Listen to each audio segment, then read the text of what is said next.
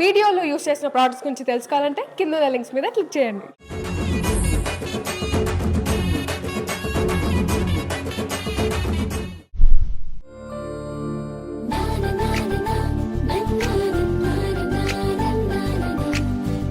Prasad, లెక్సీ coffee తాగు.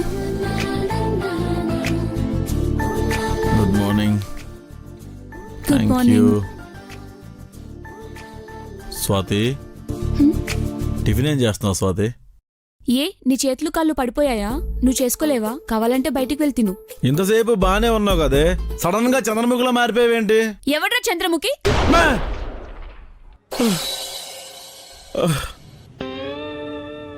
ఏంటి ఇదంతా కళ? 10 వరకు పందిలా పడుకుంది, మొగుడు కాఫీ ఇద్దామని లేదు. అంతేలే, పట్నం అమ్మాయిల దగ్గర పాతివ్రత్యం ఎత్తుక్కోవడం నాది తప్పు. స్వాతి, ఏంటి ఇది మెలకుగానే ఉందా? కాఫీ నాకు కూడా తీసుకురా. పడుకున్న గాడిదని లేపు తన్నించుకోవడం అంటే ఇదే.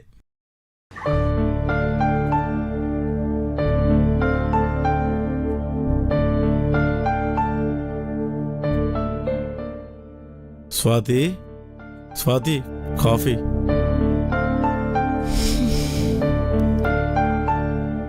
Thank you. టిఫిన్ పరిస్థితి ఏంటి?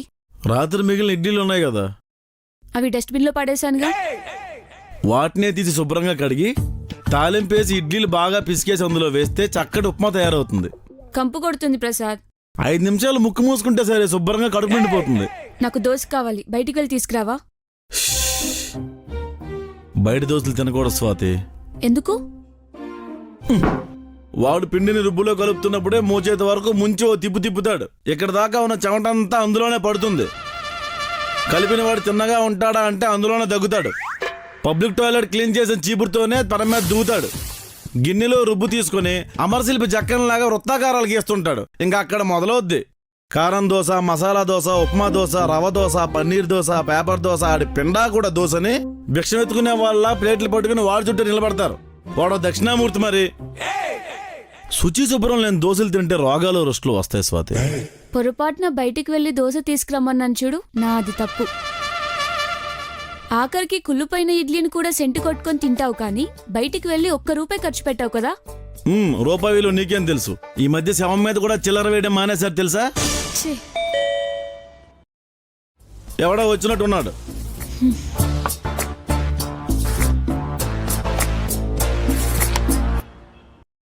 ఎవరండి? నమస్తే మేడం, నేను ఇన్సూరెన్స్ ఏజెంట్ని. మీరు ఈ ఇంటి గురించి తెలిసే వచ్చారా?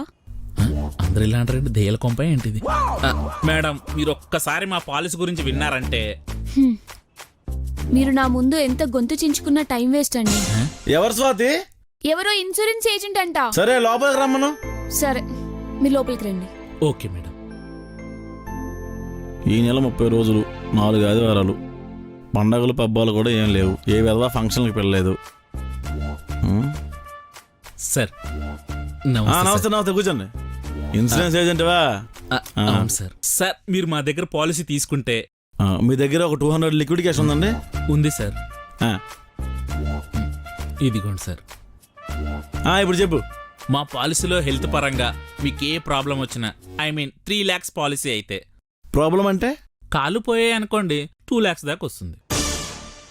ఎవరికి వస్తుంది? నామినీ ఎవరైతే వాళ్ళకి. ఓ, ఒకవేళ హఠాత్తుగా మీరు పోయారనుకోండి, మీ వైఫ్కి డబ్బులు వస్తాయి. నేను పోయినా కూడా దానికి లాభమా? పోనీ మీ ఆవిడ పేరు మీద పాలసీ తీసుకోండి సార్, ఆవిడ పోతే మీకు డబ్బులు వస్తుంది కదా. దాని పేరు మీద వద్దులేండి సార్. ఎందుకు సార్? అది పోతే డబ్బులు వస్తాయని తెలిస్తే దాన్ని చంపేసేదాకా నాకు నిద్ర పట్టదు. పాపం బాగా అలసినట్టున్నారు, ఇంక బయలుదేరండి సార్. అదేంటి సార్, మీరు తీసుకోలేదు, మీ వైఫ్ పేరు మీద కూడా పాలసీ తీసుకోవట్లేదు. ఏ పాలసీ తీసుకోపోవడమే నా policy. Got it? Sir, tea తీసుకోండి. ఎండను పడి వచ్చారు, టీ ఏం తాగుతారు? చల్లగా మంచినీళ్ళు తాగుతారు. తాగండి. నువ్వు ఆ టీని ఫ్లాస్క్లో పోసుంచు, అందులో ఇంకాస్త నీళ్ళు వేసి మరిగించి సాయంత్రం ఇద్దరం తాగుదాం. పిస్తున్నారేదో.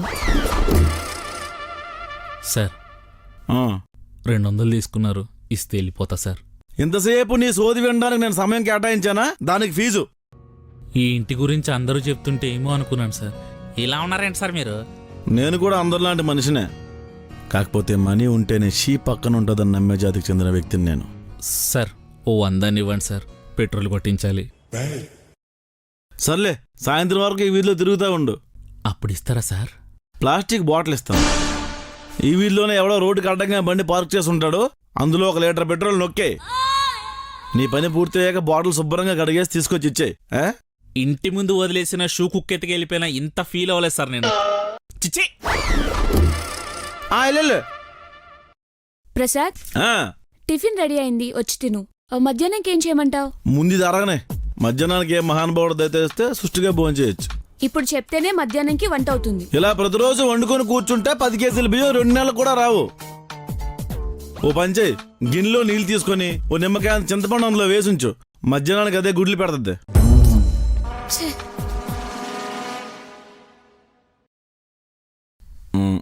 పండగలు,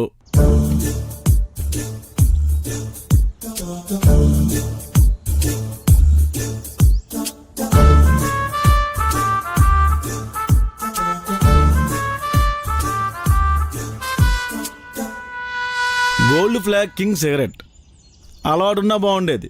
ఓ 2 దమ్ములు లాగేవాడిని. ఇది మాత్రం పనికి రాకుండా పోతుందా?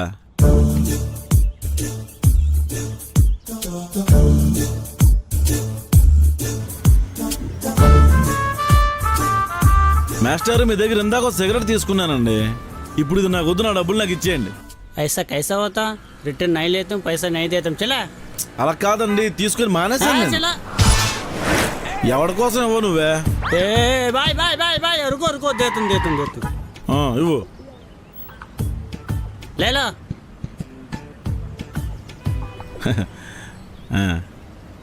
ఆ పడేసిన వ్యాధి కూడా పెట్టి పడేయాల్సింది, ఎక్కువ డబ్బులు వచ్చేవి. పోన్లే, ఎంతో కొంత వచ్చింది లక్ష్మీదేవి. किधर से आया रे तू? ఎవరు? ఏంటండి ఇలా వచ్చారు?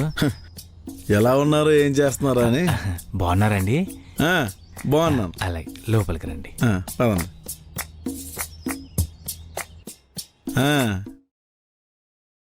మొత్తానికి మీ ఆయన వంటని చేస్తావు. ఎందుకు వచ్చినావు? ఇంటికి వచ్చినవన్నీ కాఫీ తాగుతావా, టీ తాగుతావా అని మర్యాద చేయాలి, అంతేగాని ఎందుకు వచ్చావు అడగకూడదు. సర్లే, ఎందుకు వచ్చినావు? అయ్యయ్య గారు స్పెషల్ ఏమండారు?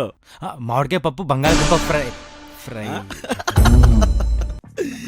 ఏమిటో ఈ మధ్య అంతా హోటల్స్లోనే తింటున్నానే, తనకు అసలు ఒంట్లో బాగోట్లేదు. కొంచెం కూర కడతారు ఏమిటి? అదేముందండి, తీసుకెళ్ళండి. అలా అన్నారు, బాగుంది. ఇందులో పప్పు, ఇందులో బెండకాయ ఫ్రై. అలాగేనండి. ఏమిటో చింతపండు రసం చేశాను, సమయానికి మీరు గుర్తొచ్చారు.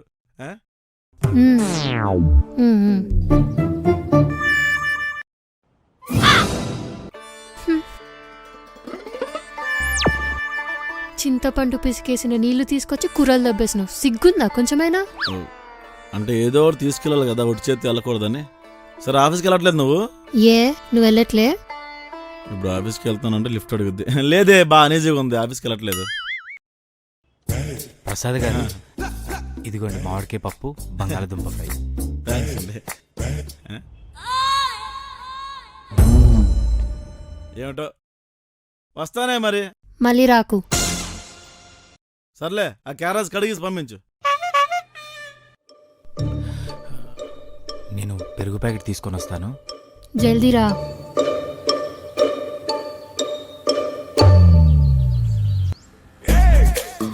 పెరుగు తెచ్చి మజ్జిగ చేసి పెట్టాలి అంటే నచ్చారు. మీరు పొరపాటున బయటకు వచ్చినప్పుడు గరిటె పట్టుకొచ్చారు. ఏం చేద్దామండి, అందరికి పుట్టుకతో 2 చేతులుంటే నాకు ఈ గరిటతో కలిపి 3 చేతులు అయ్యాయి. అమెరికాలో 200 మంది సాఫ్ట్వేర్ని మేనేజ్ చేసేవాడిని. పెళ్ళయ్యాక కనీసం పెళ్ళాన్ని కూడా మేనేజ్ చేయలేకపోతున్నాను. మన 2 ఫ్యామిలీలు కలిసి ట్రిప్కి వెళ్దామండి. డాక్టర్ ప్రకృతిలో ఎక్కువ తిరగొద్దన్నాడండి, ఆరోగ్యానికి మంచిది కాదంట. అబ్బా, డబ్బులు నేను పెట్టుకుంటాలేండి. అలాగా, సరే బ్రతిమలాడుతున్నారు కదా, అలా కానివ్వండి. మాస్టరు మీకు ఆల్రెడీ పెళ్ళి డివర్స్ అయిందని తెలిసినా కూడా వాళ్ళ పేరెంట్స్ మీకెలా ఇచ్చి పెళ్లి చేశారండి? అదంతా నా గుడ్ విల్ అండి. అంతేలేండి. మీ ఫస్ట్ వైఫ్ ఎవరు సార్? ఇప్పుడు అవన్నీ ఎందుకులేండి సార్. ఊరుకో చెప్పండి సార్. వైజాగ్లో గురుద్వార్ వెనకాల ఉషా అని ఒక అమ్మాయి ఉండేది. ఏదో కిరాణా కొట్ట అమ్మాయి. మీకెలా తెలుసు? అది పిల్లల తల్లి కదా. లేపుకెళ్ళాక తెలిసిందండి. వాళ్ళ ఆయన కేసు పెట్టలేదా? అందుకే కదా సార్ వదిలించుకున్నాను. ఈ విషయం చేతులకు తెలిస్తే నిలువునే మిమ్మల్ని సీరేస్తుంది. ఎలా మేనేజ్ చేశారు? అదొక శాడిస్ట్ అని చెప్పాను సార్. ఏదో సానుభూతితో వర్కౌట్ అయిపోయింది. మీ ఇద్దరినే కలపాలని నేను నానా సంకల్ నాకేను. మీ చరిత్ర ఇంత చండాలంగా ఉంటుందని తెలియదు మాస్టర్ నాకు. సరే అండి, నేను వెళ్ళి పెరుగు ప్యాకెట్ తెచ్చుకుంటాను. ఆగండి. ఇన్ని దారుణాలు విన్నాక మాకు కూడా పెరుగుపేట కావాలి. అలాగే సార్. పెద్దది తెచ్చింది లేదండి.